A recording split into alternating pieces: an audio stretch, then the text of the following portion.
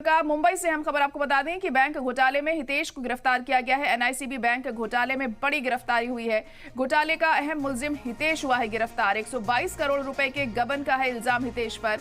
Dadar police station में ये case दर्ज है। तो बड़ी और अहम खबर इस वक्त आपको बता रहे हैं। एनआईसीबी घोटाला मामले में हितेश को गिरफ्तार किया गया है। बड़ी गिरफ्तारी हुई है। ये इस मामले में मुलजिम हितेश को गिरफ्तार किया गया है। 122 करोड़ रुपए के गबन का इल्जाम है हितेश पर। दादर पुलिस स्टेशन में केस दर्ज है इस मामले में। अब पूछताछ उससे की जाएगी और कई और लोगों के नाम भी सामने आ सकते हैं। एनआईसीबी बैंक घोटाला मामले को लेकर ये बड़ी कार्रवाई की गई है और गिरफ्तार किया गया है हितेश को। 122 करोड़ के गबन का इल्जाम है हितेश पर। आपको बता दें कि एनआईसीबी बैंक पर बैन भी लगा दिया गया है उसी के मद्देनजर, जिससे लोग भी काफी परेशान हैं।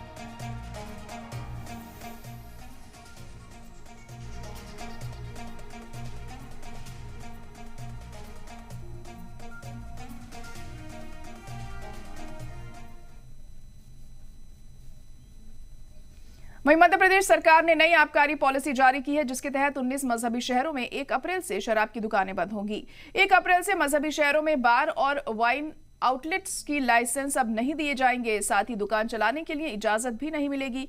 लेकिन इस वजह से जो रियासत के सरकारी खजाने का नुकसान होगा, उसकी भरपाई के लिए भी इंतजाम किए गए हैं। देखिए रिपोर्ट।